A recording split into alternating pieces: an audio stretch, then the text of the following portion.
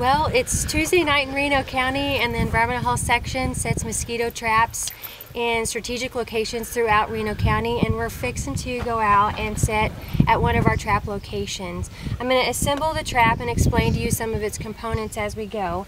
So basically, this is just the dry ice container, and it has holes down at the bottom. The dry ice will be put into the container, and the carbon dioxide will then seep out of the container, and the mosquitoes are attracted to the carbon dioxide. Also, we're going to assemble the fan and the light mount that will be assembled onto the container, and the mosquito is attracted to the light. It resembles your body heat. So if you can remember that mosquitoes are attracted to your body heat and your breath, this works in a similar fashion, except that we also now have a fan, and we can actually, as the mosquitoes come in, they will be sucked down into this net and be caught. And then tomorrow morning we'll pick everything up and see what we have. So I'll go ahead and get started. So right now I'm getting the dry ice out of the container and assembling into this right here.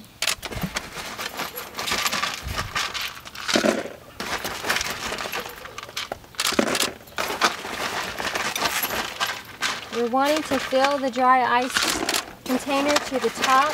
It does sublime and vaporize off rather quickly, but we want to actually fill it to the top, so that's a longer trapping attraction to a mosquito. Okay, now we're ready to go set it out underneath a tree and see if we can catch the mosquitoes. We are setting the trap in a wooded location here. This location was chosen in conjunction with our partner with the Kansas Biological Survey. And it is a very protected location because we want to find a location that has limited to little sunlight, and yet in an area where artificial containers are present. We'll go ahead and get this mount assembly done. And then this way the trap can be protected and sit overnight and not be messed with by people, and it's not very visible either. And then last but not least, we'll put on the net. And in the morning this net will be full, maybe not completely full, but it will have a lot of activity in it from insects and hopefully some mosquitoes that are in the area. So at this time in this area we are currently not doing any larvae sampling because we are not finding standing water in the area of our traps or in public ditches where we like to routinely sample. But what we do like to remind people about is that standing water can accumulate on their properties in tarps, in your wagon wheels, in your flower pots, and your bird baths. And those areas would be a location that standing water can sit for a while without being disturbed, and mosquito larvae will end up developing in there. And those are great locations to place a dunk and eliminate the larvae so they can't mature into a large adult. Oh, generally people think of streams and ponds as an area that would have a large mosquito population. And if you can keep in mind that a mosquito needs a water source that has standing water, not hardly if any water movement in it, and no predators. So most streams and ponds have predators in there. They have minnows, they have perch, and other small fish that eat the mosquito larvae. So right now the trap, as you can see, has mosquitoes present in it and other insects. And what I'm going to do is remove the net, and then we will take it back and put it on dry ice and process the sample back at the health department. Okay, ready? All right.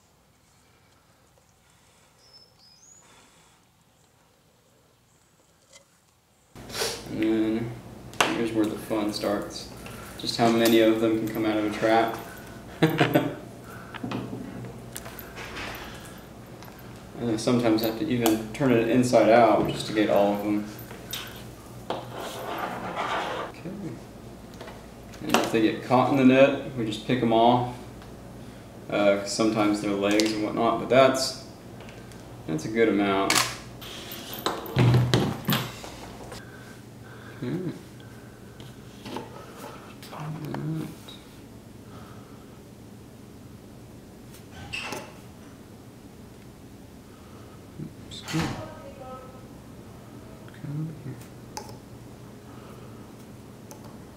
It's quite interesting. Okay. So that's it for this one. And then it just gets bagged up in here and stow it back into this. And each one will get kind of like shuffled in, and then ice will be put on top. And that's this small kind of cooler gets shipped off. And it tends to keep them pretty frozen. So yeah.